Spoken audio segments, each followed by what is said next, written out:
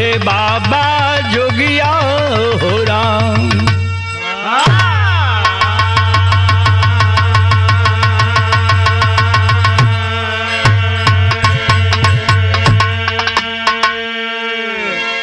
आई भैया मैं बिरहा गायक लोकगीत कलाकार राकेश यादव पप्पू बाबा आप सबके आशीर्वाद से आज जौनपुर के धरती पर नटराज स्टूडियो में ये ऐसा सामाजिक चित्रण लेके आप लोगन के बीच में आई।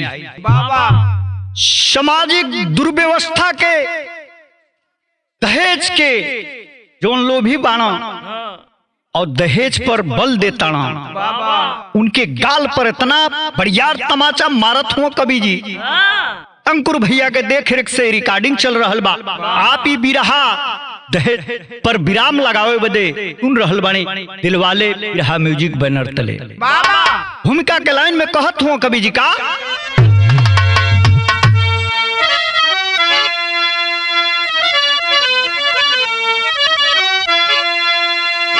कबले दहेजवा बजरवा गिराई असला की बदले कवले रोवाई आखिर केहू कैसे खुशियां मनाई दौलत से रिश्ताई कबले किनाई कबले भला बेटी चढ़ी है हो बोली यहूदी चुनरिया कफनवा हो जाई ब्रिजराज के हुए बता दे हो भाई बेटी के कबले दुनिया सताई।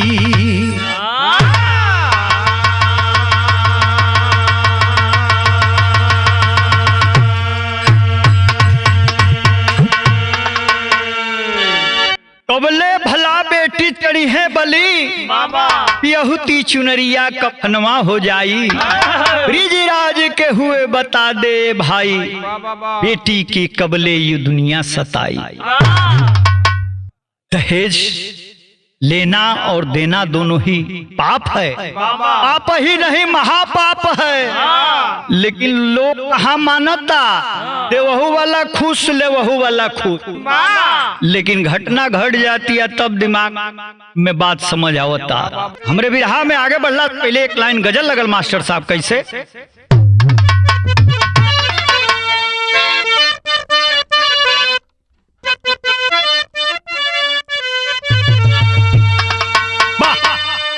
इहे गजल के लाइन बा कैसे ऐ मुसाफिर भटकता है क्यों दर बदर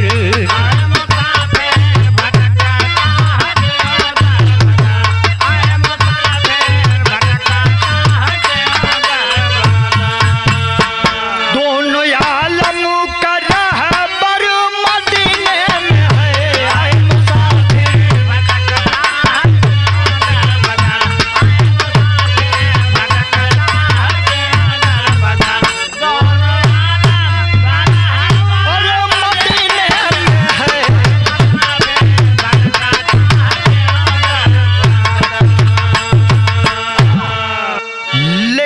कवि जी भाव कितना सुंदर लिखत हुआ का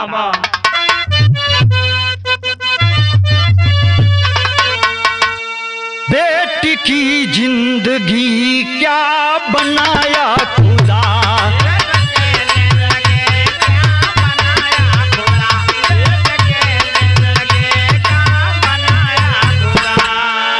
जन्म से मौत तक है सितम ही सितम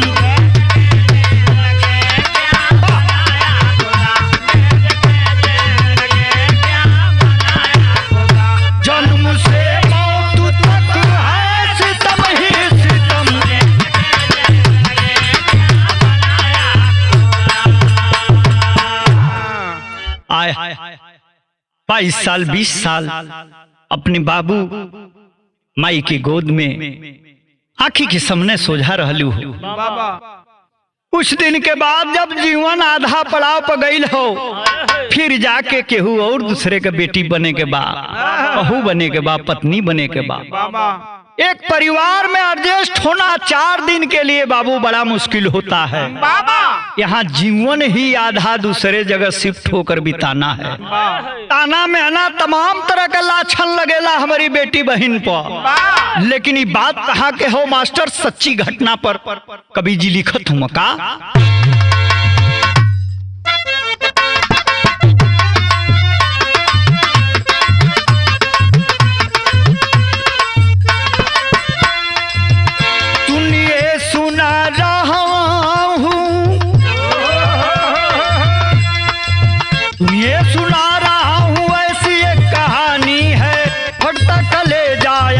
से आता पानी है,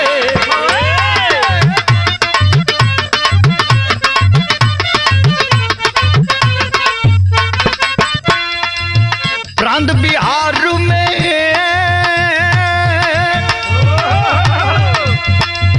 प्रांत बिहार में कटिहार जिला सानी है, थाना कदवा खूड़साओं की कहानी है।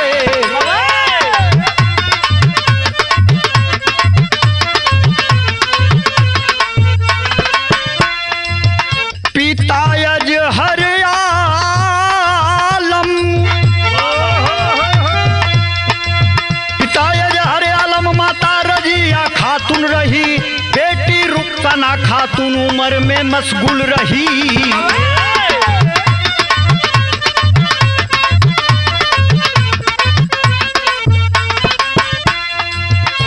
तलाश करके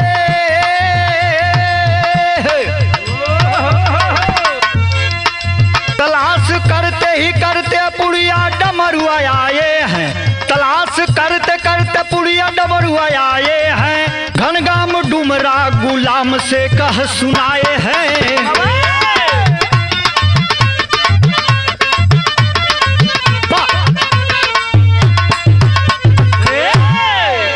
ए बाबू बात के समझ लिया जा, बिरहा में आगे गई पहले। प्रांत बिहार में कटिहार जिला के नहीं खे जाना, थाना कदवा खुशहाल पुरकई बात हो। पिता अजहर आलम, माता रजिया खातून का बेटी जोन बा रुखसाना, भगवान ओके खूबसूरती से नवजले हूँ। अल्लाह का आशीर्वाद हो कि 2-4-10 गो गांव में ओकरा मुकाबला में खूबसूरती में केहू नहीं खे। अब जवन बा कि पिताजी परेशान हुआ कि बेटी सयानी हो गई बा, एकर हाथ पीला कर दे। लइका बर के तलाश में दर दर भटकत हुआ, आ गई हुआ धनगाम, एगो गांव बा डुमरा तहसील के बगल में, और वहां आके और गुलाम से कहत ना कि राउल लइका से हम अपनी बिटिया रुखसाना का शादी कर चाहता, हाथ मांगता नहीं, हमारा गरीबी पाप मत जाइब, हमार बेटी होगो लड़किन में लड़की भी आप देख लें। ए बाबू हमारा ब्याह में आगे बढ़ला पहले धुन बदलत हो कैसे।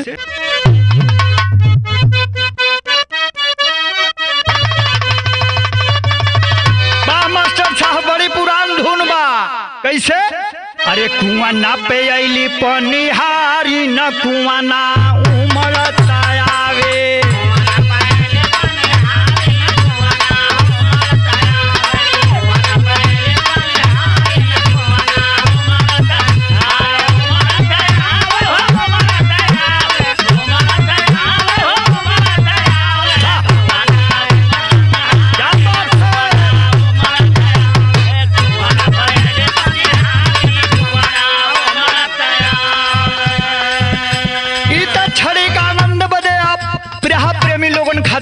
लेकिन भाव में डूबे के परी कहना बा। पैरावा पे धोई के पगड़िया करने उ पापा जी को हरिया,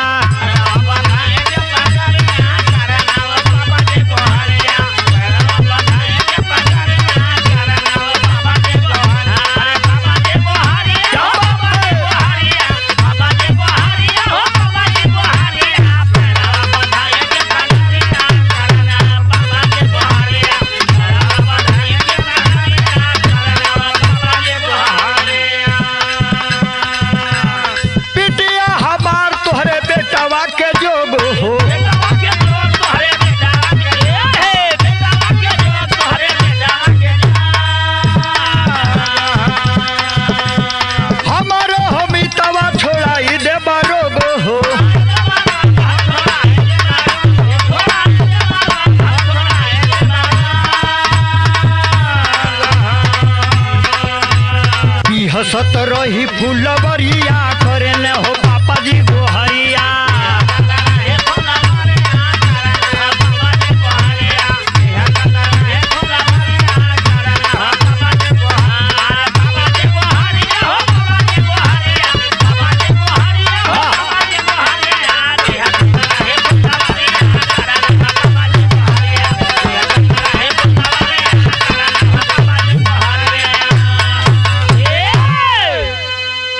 भैया रुखसाना का पिताजी पगड़ी उतार के पैर में गिरा दिले हुआ, कहले हुआ कि हमार मान सम्मान रख, अपनी बेटवा का हाथ हमारी बिटिया खाती दे दो।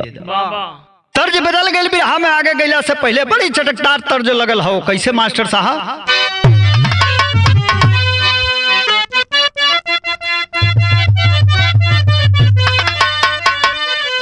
अरे सास बोले कड़वी बोली सरहद बोले नरमी। अरे सास बोले कड़वी बोली सरहद बोले नरमी। तनी हटके बैठा दुल्हा दुल्हन के होले गरमी। जरा हटके बैठा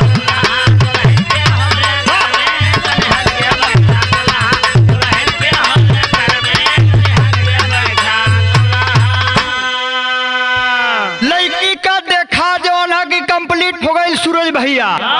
अब लेन देन का बात चलत हो एक तीसरे मीडिएटर के बीच में रख के। ए भैया वो समय का बात लिखत हूँ कभी जी।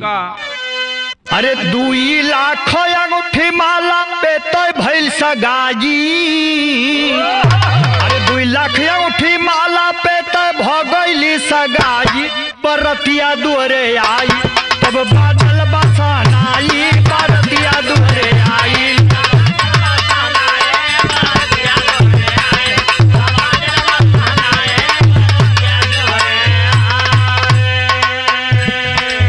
वादा को बाकी 1 लाख रुपया।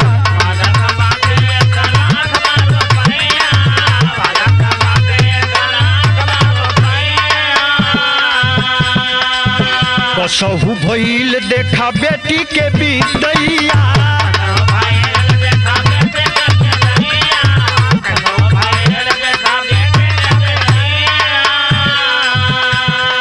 छोड़ के बाबुल के अंगना पीहर में गईली आई। बरतिया दुआरे आई तब बादल बाबा धाई। बरतिया दुआरे आई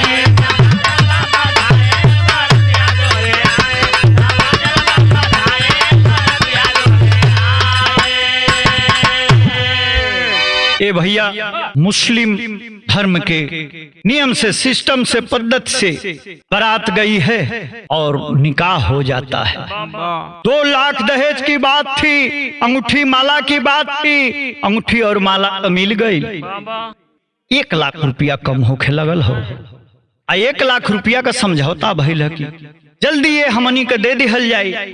निकाह जोन हो जाए दा, लड़की के अपने घरे का बहू बना लो। कुछ वक्त तो यह कुल बात चलत हो, लेकिन विदेशिया में कवि के लिखे के पड़त हो।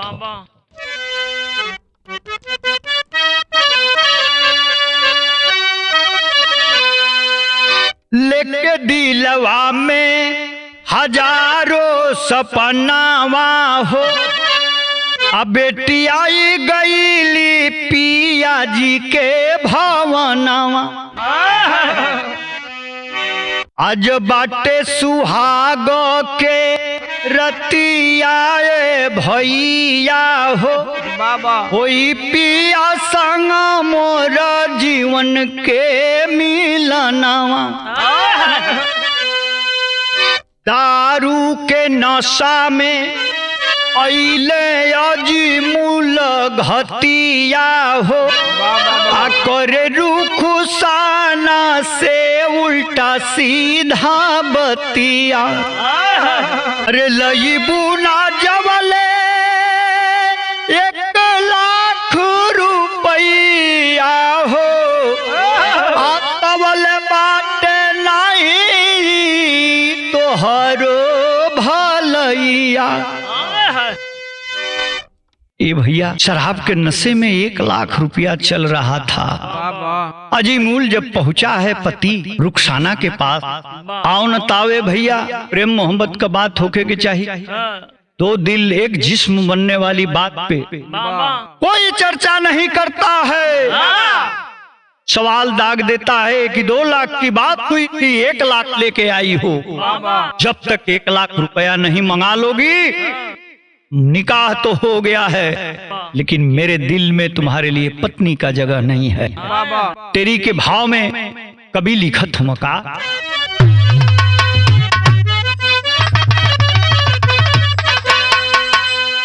जनवा लागे जनवा ले ले कसेली ताना सासन नदिया दुश्मनवा यार दुश्मनवा। बिहान भइल हो, राती का जहाँ प्यार दुलार का बात होके के चाहिए हो, रुखसाना के थप्पड़ से नवाजल गई। धन्य है इस धरती को शर्म आती है, ऐसे लोग हमारे ऊपर निवास कर रहे हैं। छंद में कहना बा मास्टर साहब,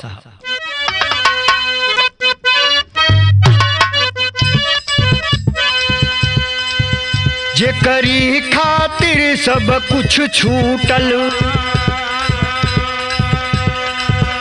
ऊ धन के आज गुलाम बनल। ना सोच मुहे केहू बात करे, जीवन ई जहर के समान बनल।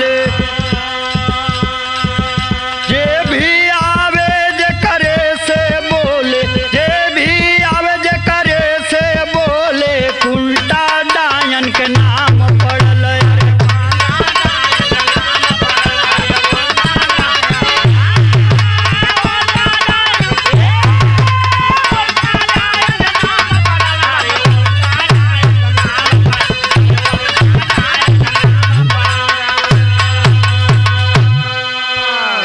भैया टॉर्चर करे लगल हूँ रुखसाना के।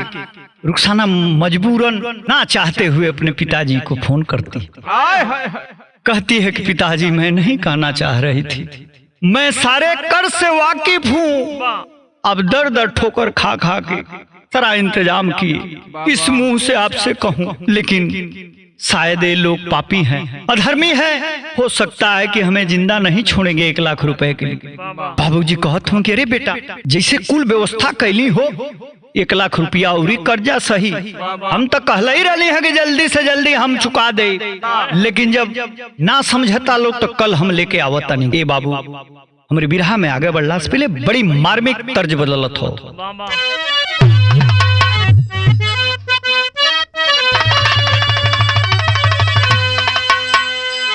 एगो मेहरी का मर्द गिरफ्तार हो गवा बहुत दिन पहले, आ दरोगा जी की नीचवा बैठ के ऊपरा मुड़िया को के मुँह में ताक के को हत्या का,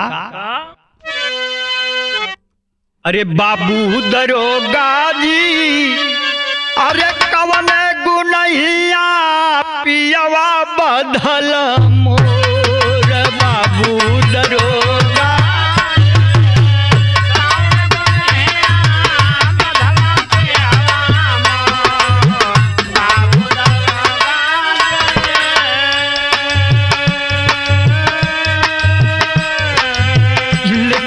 में कितना मार्मिक बात लिखत हूँ कवि जी।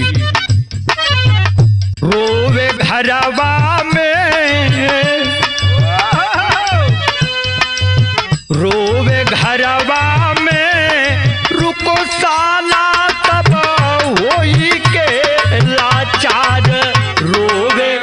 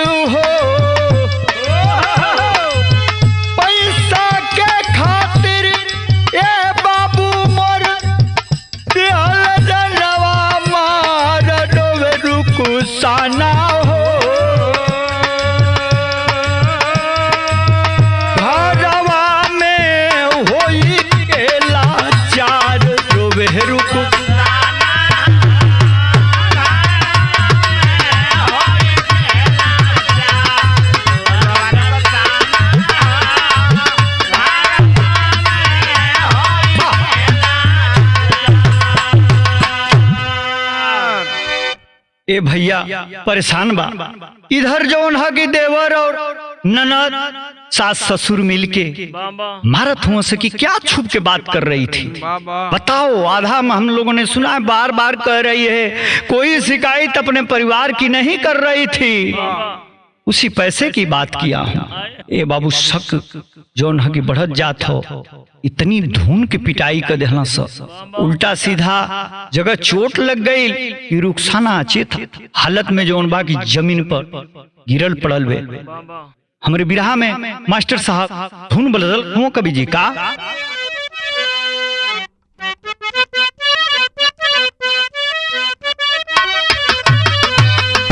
धुन से सुंदर कवि जी आओ लिखत हूं कैसे।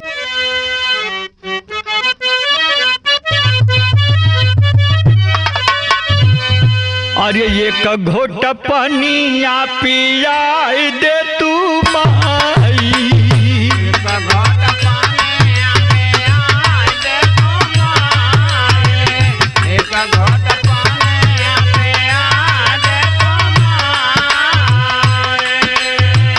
ममता के छैया में बचाइल तू माई, ममता के छैया में बचाइल तू माई, एक घोट पनिया पिया दे तू माई।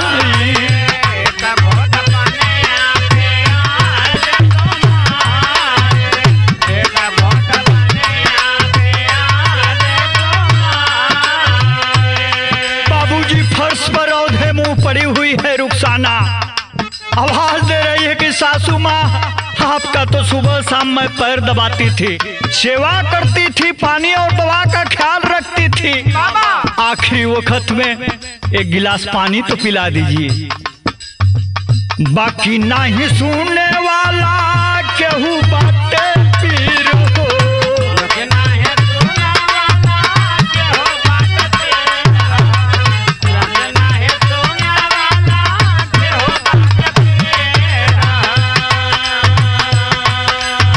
रुके लागल सांस भैली बिटिया अधीर हो,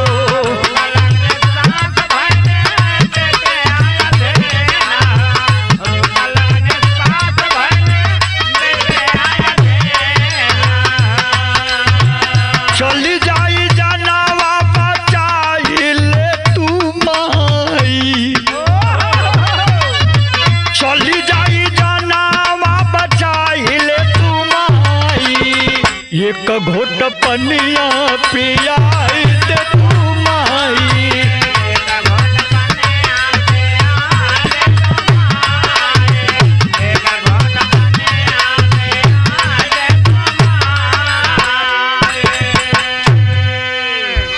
ये बहुत तड़प रही है, कोई पानी नहीं पिलाया बाबूजी। पापट में कभी लिखत हूँ आगे का बात।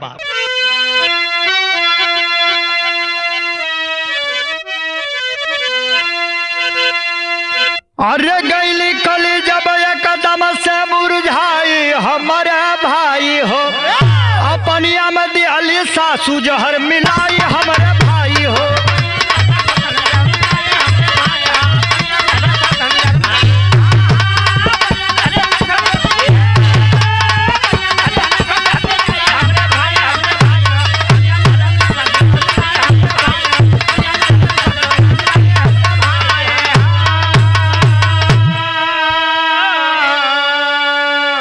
पनिया पिया तेरू कुसाना के बिगड़ल बाहलतिया हो, अगरल बा अंधेरा आगे मुझसे न निकर बतिया हो, और रुकल सास तब सुगना गई पराई हमारा भाई हो, अब भोर गईले लोगवा बटुरा जी हमारे भाई हो। और डायन साथ बाबूजी पानी में जहर मिला करके लाती है और दे देती है, ये चीखेगी चिल्लाएगी, लो हमेशा के लिए सो जाओ आराम करो। ये बाबू ये जमाना है, पैसा खातिर इतना भी नीचे ना गिर जाए जाला कि जमाना थूकत थूकत थूक खत्म हो जाए। अल्लाह में कहना बा मास्टर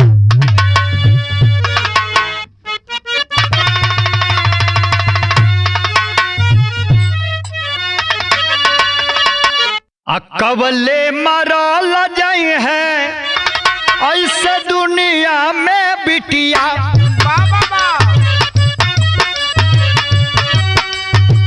धनवा के चलते होता रही अत्याचार।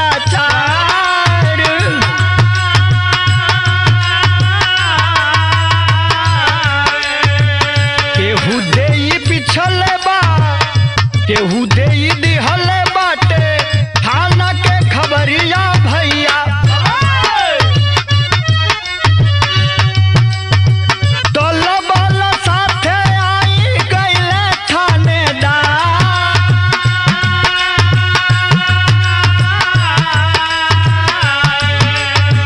लसिया के देख धई लिहल उसिरवा भैया।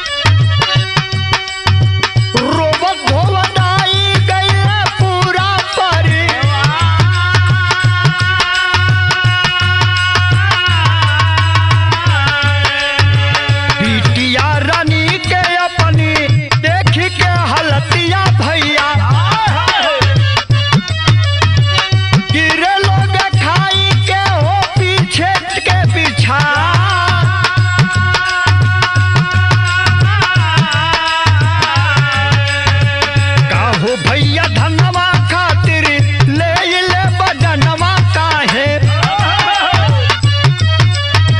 ले ले धनवा कोई दो बेटी हमार।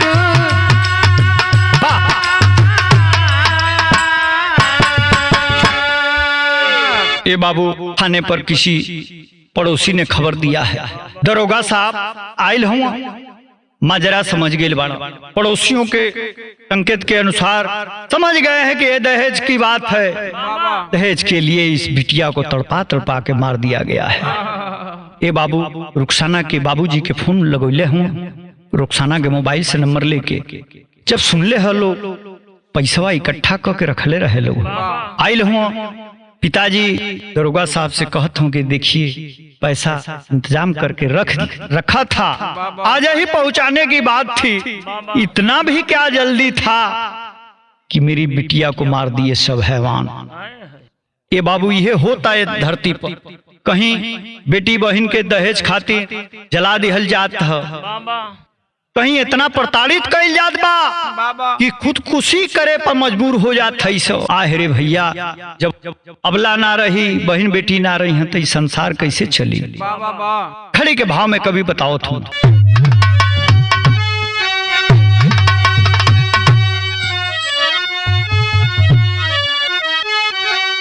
अरे दाना के चलते चली गई बेटी के जनवा। पापिन के लिया के साहब गई थानावा।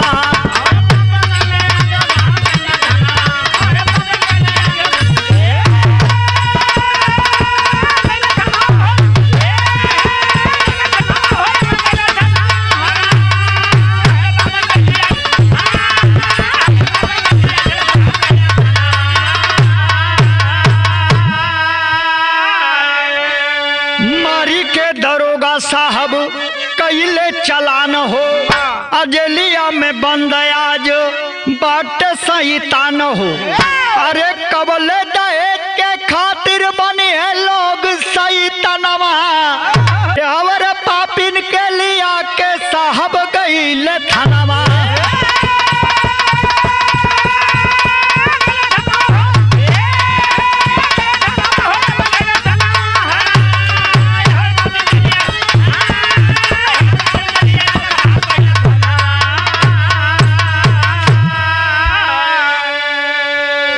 चौहर के साथ पूरा परिवार जेल के सलाखों के बीच आज भी सड़ रहा है।